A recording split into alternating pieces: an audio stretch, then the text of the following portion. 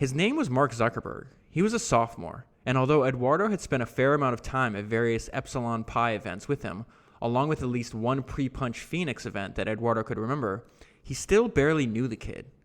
Mark's reputation, however, definitely preceded him. A computer science major who lived in Elliott House, Mark had grown up in the upper middle class of Dobbs Ferry, New York, the son of a dentist and a psychiatrist. In high school, he's supposedly been some sort of master hacker, so good at breaking into computer systems that he ended up on some random FBI list somewhere, or so the story went. Whether or not that was true, Mark was certainly a computer genius. He had made a name for himself at Exeter when, after he had honed his coding skills, he created a computerized version of the game Risk.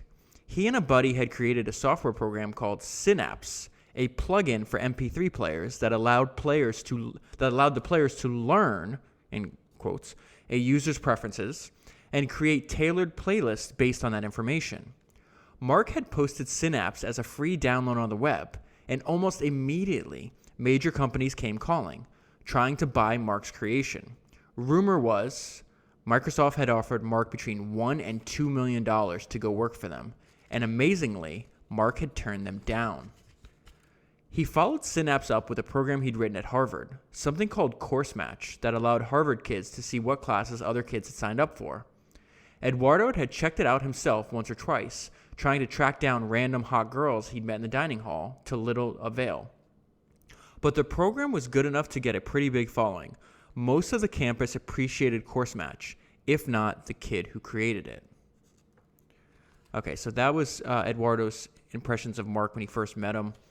They wind up hanging out in the same, kind of geeky Jewish fraternity. They ran in similar circles, and they wind up becoming friends. And Eduardo becomes the first co-founder of Facebook. Before he does that, you'll see how he talks about all these programs that Mark's making. So Course Match, you'll see a little bit of that in the first iteration of Facebook. But the precursor to that was this thing called Face Mash, which is how Mark gets in trouble at Harvard.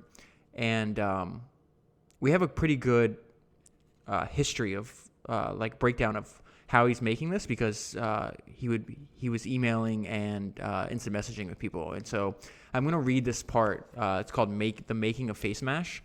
And the reason I included this part is because a lot of this, as much as I can, I want to use Mark's own words, because there's a lot of them in here, and a lot of them came to light through various different lawsuits at the time. And I just think it's interesting. So this part is a little longer, but this is the precursor to Facebook, in case you haven't seen the movie and haven't read the book. Behind every great fortune, there lies a great crime. If Balzac had somehow risen from the dead to witness Mark Zuckerberg storm into his Kirkland dorm room that monumental evening during the last week of October 2003, he might have amended his famous words. Because that historical moment, one that inarguably led to one of the greatest fortunes in modern history, did not begin with a crime so much as a college prank. If the newly revived Balzac had been there in that Spartan claustrophobic dorm, he might have seen Mark head straight for his computer. There would have been no question that the kid was angry, that he had with him a number of Beck's beers. As usual, he was probably wearing his Adidas flip-flops and a hoodie sweatshirt. It was well known that he pretty much hated any shoes that weren't flip-flops, and one day he determined to be in a position where those were the only shoes he'd ever have to wear. Maybe Mark took a deep swig of beer, let the bitter taste bite the back of his throat, and as he was typing his fingers against the laptop keyboard, gently summoning the thing awake. Since high school, it could be observed, his thoughts had always seemed clearer than when he let them come out through his hands. To an outside observer, the relationship he had with his computer seemed much smoother than any relationship he'd had with anyone in the outside world. He never seemed happier than when he was looking through his own reflection into the glassy screen. Maybe deep down, it had something to do with control. With the computer, Mark was always in control. Or maybe it was more than that, an almost symbiosis that had grown out of years and years of practice. The way Mark's fingers touched those keys, this is where he belonged. Sometimes it probably felt like this was the only place he belonged. That evening, at a little after 8 p.m., he stared into the brightly lit screen, his fingers finding the right keys, opening up a fresh blog page, something that he something that had most likely been percolated in the back of his mind for a few days. The frustration, likely the result of the evening he had just had, was, it seemed, the final impetus to move further along with the idea. Turn the kernel into corn. He started with a title. This is his words. Harvard Face Mash / The Process. Back to the book. He might have looked at the words for a few minutes, wondering if he was really going to go through with this. He might have taken another drink from his beer and hunched forward over the keys. Now this is Mark's words at 8:13 p.m. And it's a girl's name that's been edited out. So it's blank, which some girl's name is a bitch. I need to think of something to take my mind off her. I need to think of something to occupy my mind. Easy enough now. I just need an idea. This is back to the book. Maybe somewhere inside of Mark's thoughts, he knew that blaming it all on a girl who had rejected him wasn't exactly fair. How were this one girl's actions different from the way that most girls had treated Mark throughout high school and college? Even Eduardo, geek that he was, had better luck with girls than Mark Zuckerberg did. And not that Eduardo was getting into the Phoenix. Well, tonight, Mark was going to do something about his situation. He was going to create something that would give him back some of the control, show all of them what he could do. He turned back to the laptop and went back to work on his blog. 9:48 p.m. I'm a little intoxicated, not gonna lie. So what if it's not even 10 p.m. and it's a Tuesday night? What? The Kirkland Facebook is open on my computer desktop, and some of these people have pretty horrendous Facebook pics. I almost want to put some of these faces next to pictures of farm animals and have people vote on which one is more attractive. It's not such a great idea and probably not even funny, but Billy comes up with the idea of comparing two people from Facebook and only sometimes putting a farm animal in there. Good call, Mr. Olson. I think he's on to something. 11:09 p.m. Yeah, it's on. I'm not exactly sure how the farm animals are going to fit into this whole thing. You can't really ever be sure with farm animals. But I like the idea of comparing two people together. It gives the whole thing a very Turing feel. Since people's ratings of the pictures will be more implicit than, say, choosing a number to represent each person's hotness like they do at hotornot.com. The other thing we're going to need is a lot of pictures. Unfortunately, Harvard doesn't keep a public centralized Facebook, so I'm going to have to get all the images from the individual houses that people are in. And that means no freshman pictures. Drats. Maybe at this point he knew that he was about to cross a line, but then he'd never been very good at staying within lines.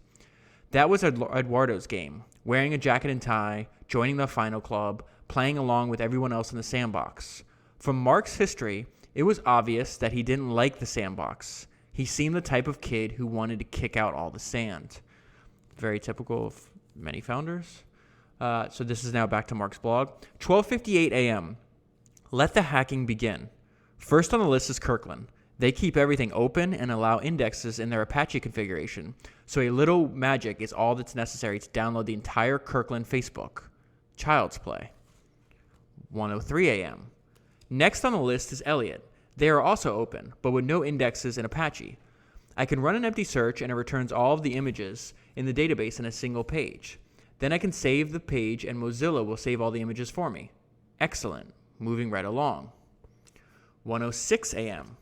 Lowell, and the names he's using, these are all the different names of the houses at Harvard. Lowell has some security. They require a username password combo to access the Facebook. I'm going to go ahead and say that they don't have access to the main fast user database, so they have no way of knowing what people's passwords are. And the house isn't exactly going to ask students for their passwords, so it's got to be something else. Maybe there's a single username password combo that all of Lowell knows.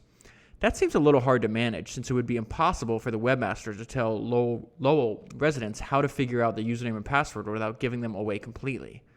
And you do want people to know what kind of authentication is necessary, so it's probably not that either. So what does each student have that can be used for authentication that the house webmaster has access to? Student IDs? Suspicions affirmed. Time to get myself a matching name and student ID combo from Lowell, and I'm in. But there are more problems. The pictures are separated into a bunch of different pages, and I'm way too lazy to go through all of them and save each one. Writing a Perl script to take care of that seems like the right answer. Indeed. 1:31 a.m. Adams has no security, but limits the number of results to 20 a page. All I need to do is break out that same script I just used on Lowell, and we're all set. 1:42 a.m. Quincy has no online Facebook. What a sham. Nothing I can do about that. 1:43 a.m. Dunster is intense. Not only is there no public directory, but there's no directory at all. You have to do searches, and if your search returns more than 20 matches, nothing gets returned. And once you get results, they don't link directly to the images. They link to a PHP that redirects or something. Weird. This may be difficult. I'll have to come back later. 1:52 a.m. Leverett is a little better. They still make you search, but you can do an empty search and get links to pages with every student's picture.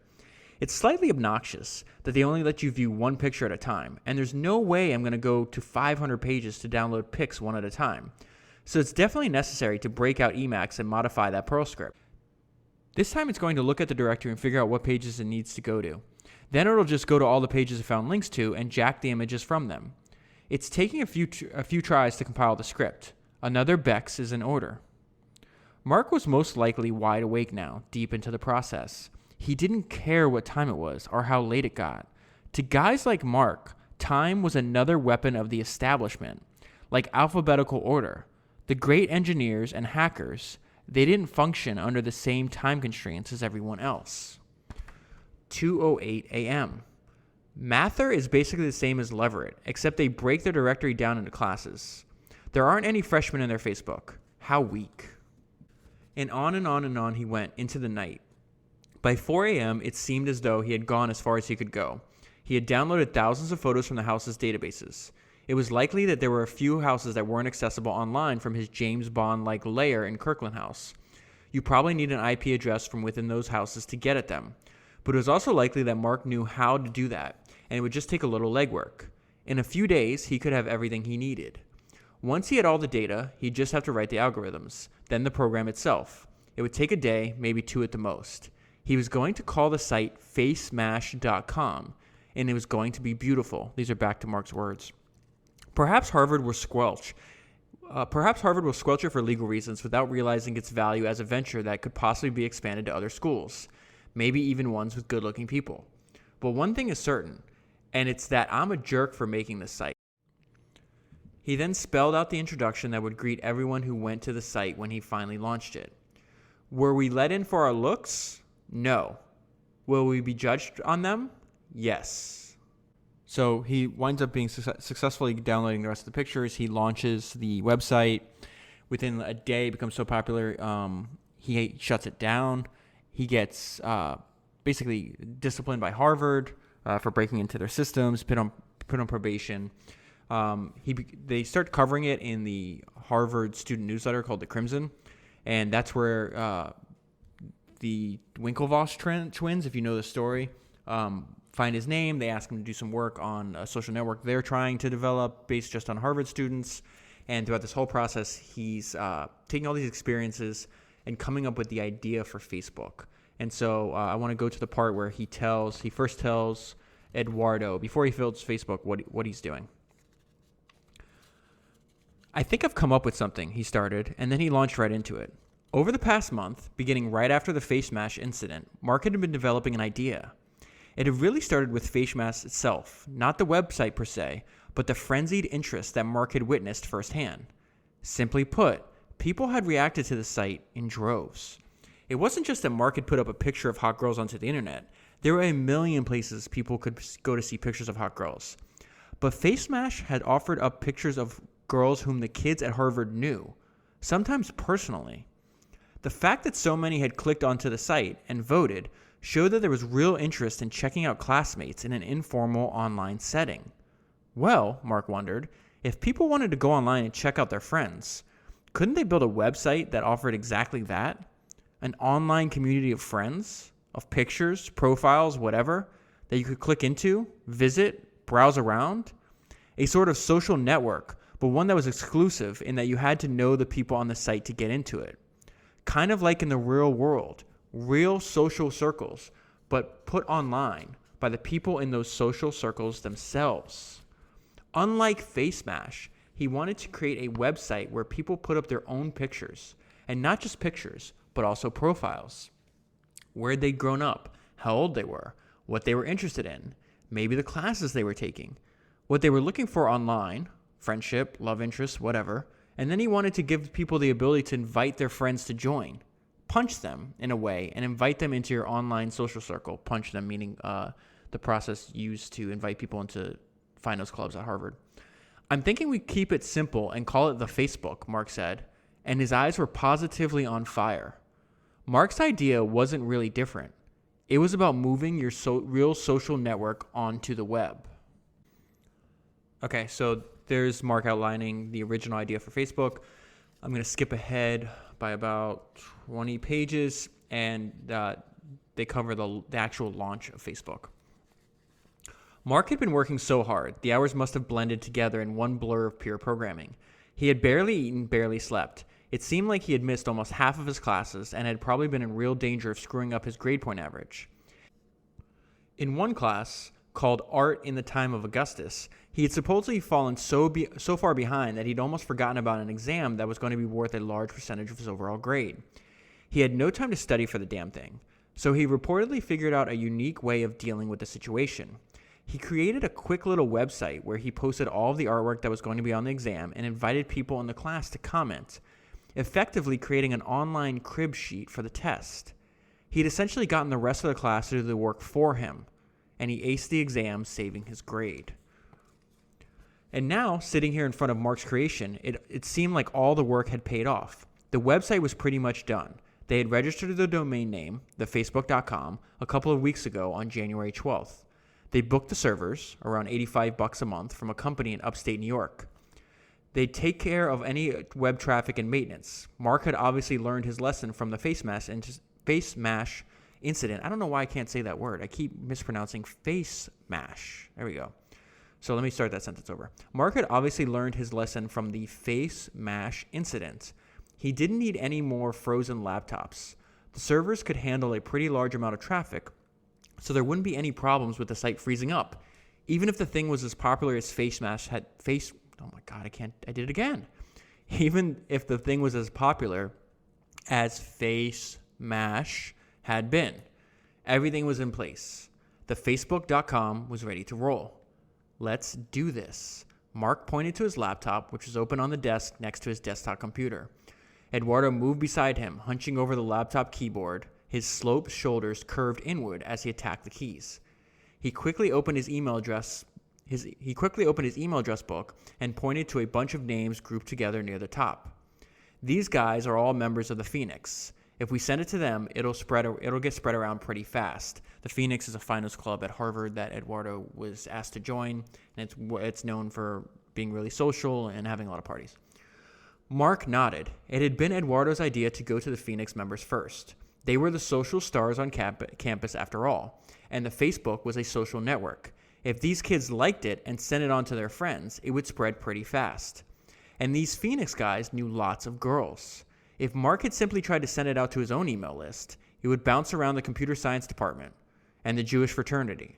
Certainly wouldn't get too many, if any, girls, and that would be a problem. The Phoenix was a much better idea. That, along with the Kirkland House email list, which Mark had legal access to as a member of the House, would get things started right. Okay, Eduardo said with a quiver in his voice. Here we go. He wrote a simple email, just a couple of lines of text, introducing the site and linked in the Facebook.com. Then he took a deep breath and hit the key, sending out the mass email with a single stroke of his finger. It was done. The website was out there. Live. Alive. Eduardo put a hand on Mark's shoulder, startling him. Let's get a drink. It's time to celebrate. No, I'm going to stay here. You sure? I hear there's some girls coming over to the Phoenix later. Mark didn't respond. At the moment, Eduardo could tell from Mark's expression that he was a distraction, like the sound of the radiators near the wall or the traffic in the street down below his little window. You're going to just stay in here and stare at the computer screen? Again, Mark didn't answer. He was bobbing a little behind the computer. It was a strange sight, but Eduardo obviously decided not to judge his awkward friend. And why should he? Mark had been working around the clock to get the Facebook ready for this launch. If he wanted to sit by himself and stare, he had earned that right. Eduardo backed away from him, crossing the small bedroom in near silence. Then he paused at the doorway, tapping the doorframe with his outstretched fingers. Mark still didn't turn around. Eduardo shrugged, turned, and left the kid alone with his computer. Mark sat there, enveloped in silence, lost in his own reflection as it danced across the screen. And that was the launching of Facebook. I want to skip ahead a little bit. This one paragraph stood out for me, and I labeled it Mark's sense of humor. So Facebook is growing at this time. I'm jumping ahead a little bit in the story. And so they're adding some different people, some other co-founders like Mark's roommate, Dustin. And, just here's Mark's sense of humor. Eduardo would still handle the business side of things, if indeed there would be a business side of things. The four of them would be the team to take Facebook to the next level. And they were all going to have titles. Eduardo was going to be CFO, Dustin, vice president and head of programming, and Chris, director of publicity. And Mark, founder, master and commander, and enemy of the state. Mark's words, Mark's sense of humor. Okay, so I want to skip ahead. The Facebook at this time is spreading. It's in multiple schools. And this was a turning point in Facebook's history. And it's the first time that Mark Zuckerberg meets Sean Parker. And Eduardo's really not a big fan, and we'll kind of see that here. Speak of the devil. Eduardo caught sight of Parker first as he stepped out from behind the curved glass entrance. Although it would have been hard to miss the guy, because he was making quite an entrance, bouncing off the walls like some sort of animated cartoon creature, a Tasmanian devil spinning through the restaurant. He seemed to know everyone as he moved through the place. First, he was saying hi to the hostess, while hugging one of the waitresses. Then he was stopping at a nearby table to shake hands with a guy in a suit, while roughing the hair on the guy's kid, like they were family friends. Christ, who the hell was this character? He reached their table and smiled. There was a bit of wolf in that grin. Sean Parker, you must be Eduardo, and Kelly, and of course, Mark. Sean reached across the table, going right for Mark, and Eduardo saw it, then and there, the look on Mark's face, the sudden flush in his cheeks, and the brightness in his eyes. Pure idol worship. In Eduardo's eyes, to Mark, Sean Parker was a god. Eduardo should have realized it earlier. Napster was the ultimate geek banner, a battle that had been fought by hackers on the biggest stage of all. Ultimately, the hackers had lost, but that didn't matter. In a way, it was still the biggest hack in history. And Sean Parker had survived that, gone on to Plaxo, made a name for himself a second time. Eduardo didn't have to remember what he'd read on Google because Sean launched right into it himself after taking a seat next to Kelly and ordering them all drinks from one of the passing waitresses. A friend, of course, from a previous visit. Sean spun story after story, his energy level beyond incredible.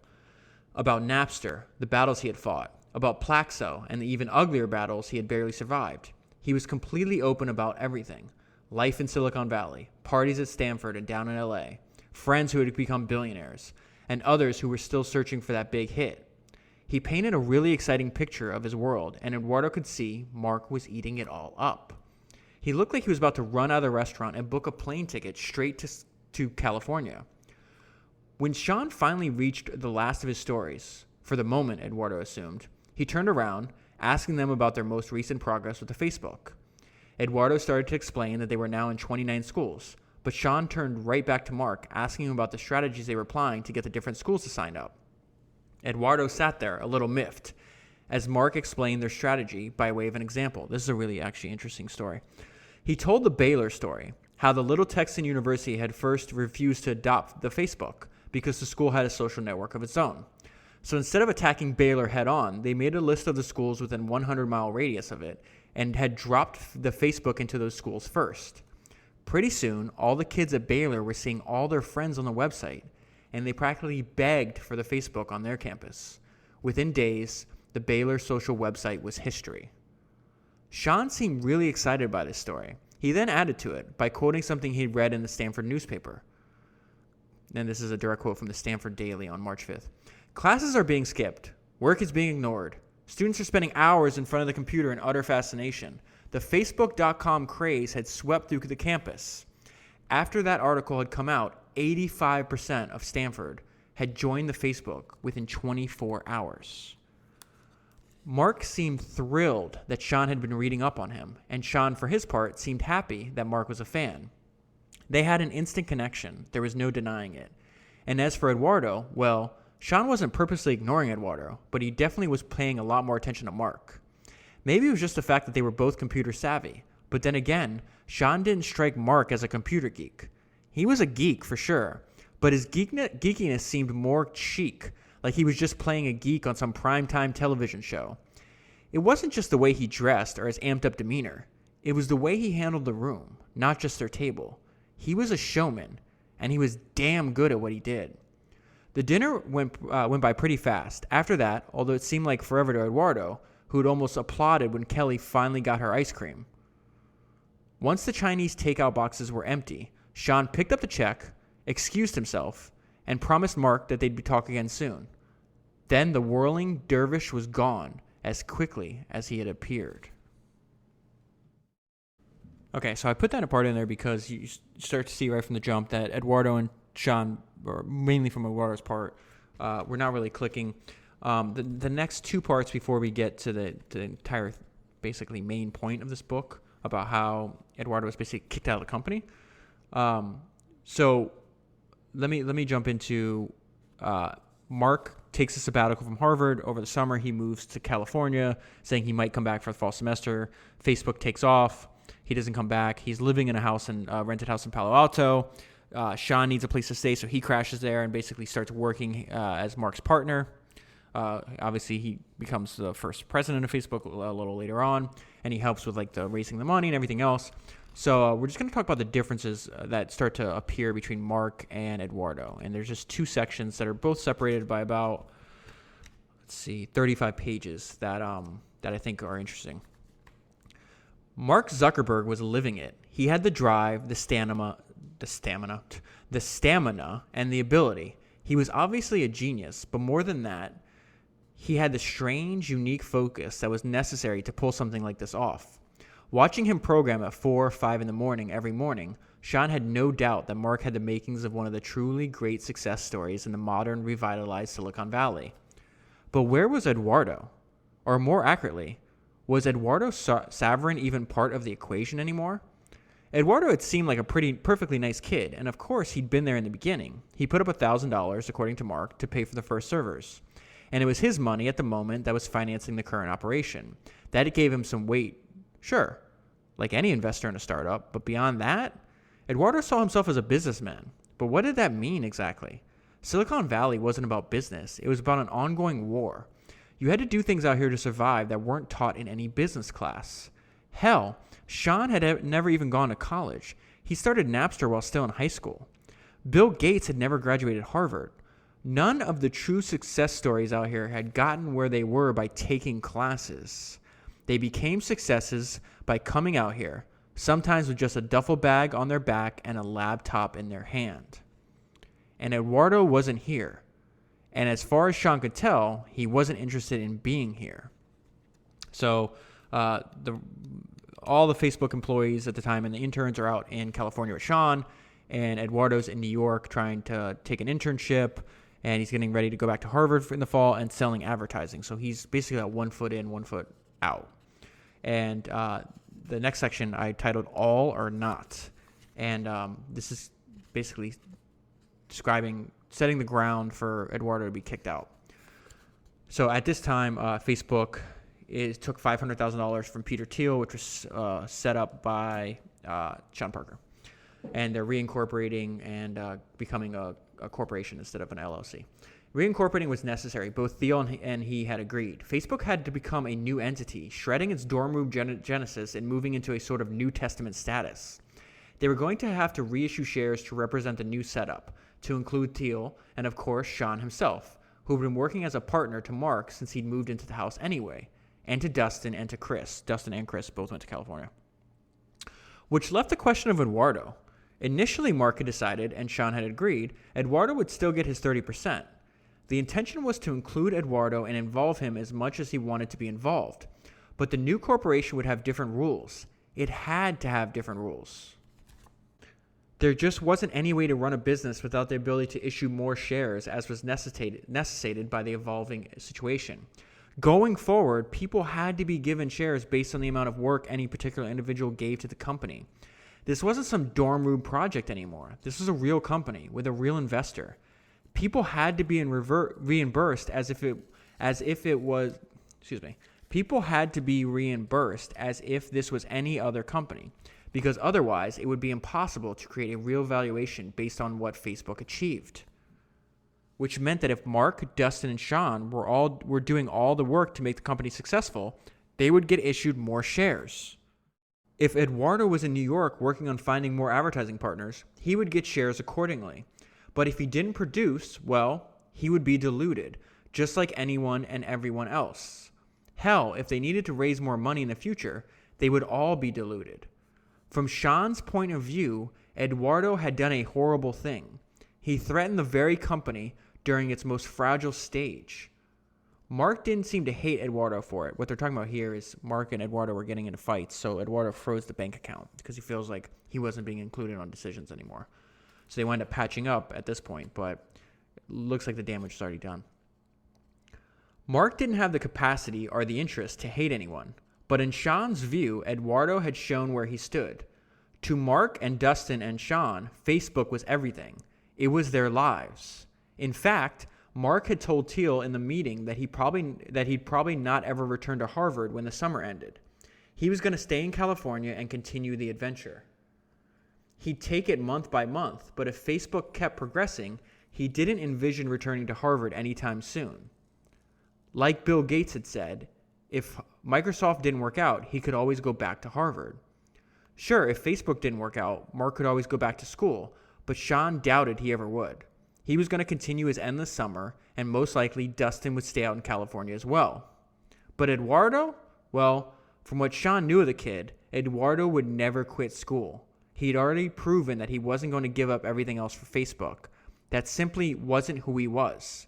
He had other interests, for instance. Back at Harvard, from what Sean understood, he had the Phoenix. In New York, he had the internship. Eduardo would go back to school. But Mark Zuckerberg had found his place in the world. Okay, and I want to wrap here with the ambush. Eduardo would remember the moment for the rest of his life. He started to shake as he stood there in the mostly bare office, staring down at the papers that the lawyer had handed him the minute he'd walked through the door. It was a different lawyer this time, and it was a different door. Not the dorm-like sublet in a leafy suburb, but a real office. With glass walls, maple-covered desks, new computer monitors, carpeting, even a staircase covered and graffitied by a local artist who'd been commissioned for the task. That was David Cho, by the way. A real office and another real lawyer standing between Eduardo and Mark, who was somewhere inside at one of the computers, where he always seemed to be, safe in the glow of that goddamn screen. At first, Eduardo had thought the guy was joking, greeting him with more contracts to sign, even before he had a chance to check out the place or ask Mark about the new hire, the $2 million stock sale, the email. He's talking about Mark, Sean, Dustin were able to sell about $2 million worth of stock on the latest fundraising, but Eduardo wasn't included in that. So he wanted to talk to Mark about it face to face. But as Eduardo started to read the legalese, he realized that this trip to California wasn't about a business meeting. This was an ambush. It took Eduardo a few minutes to understand what he was reading, but as he did, his cheeks turned white, his skin going cold.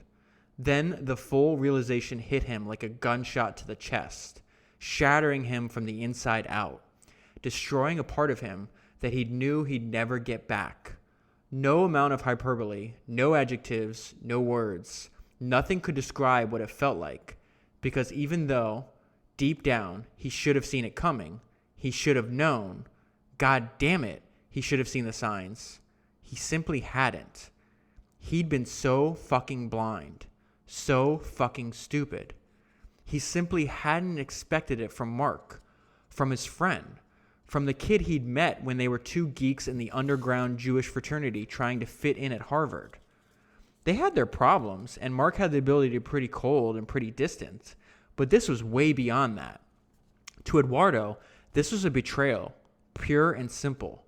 Mark had betrayed him, destroyed him, taking it all away. It was right there in the paper in his hands, as clear as the pitch black letters imprinted on those ivory white pages. First, there was a document dated January 14th, 2005, a written consent of the stockholders of the Facebook to increase the numbers of shares the company was authorized to issue up to 19 million common shares. Then there was a second action dated March 28th, issuing up to 20 million shares. And then there was a document allowing the issuance of 3.3 million additional shares to Mark Zuckerberg, 2 million additional shares to Dustin Moskovitz, and 2 million additional shares to Sean Parker. Eduardo stared at the numbers, rapidly doing the calculations in his head. With all the new shares, his ownership of Facebook was no longer anywhere near 30%. If just the new shares had been issued to Mark, Sean, and Dustin, he was down to well below 10%. And if all the authorized new shares were issued, he'd be diluted down to almost nothing. They were diluting him out of the company. The lawyer started to talk as Eduardo looked at the papers. Eduardo wondered what Mark would expect him to do. Or maybe Mark didn't think Eduardo was going to have any reaction at all. Maybe Mark believed that Eduardo had already left the company a long time ago, back in the fall, when he'd signed the papers that had made all this possible. They're talking about the papers to reorganize from an LLC to a C Corp. Or maybe even earlier than that, during the summer, after he'd frozen the bank accounts. 2 different wavelengths, 2 different points of view.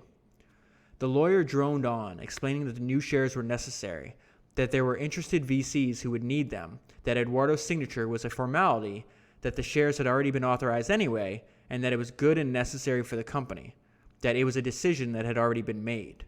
No! Eduardo heard his own voice reverberate through his head, bounce off the glass walls, up the graffiti-marked staircase, throughout the near-empty office. No! He refused to sign away his ownership of Facebook. He refused to sign away his accomplishment. He had been there in the beginning. He had been in that dorm room. He was a founder of Facebook, and he deserved his 30%. He and Mark had an agreement.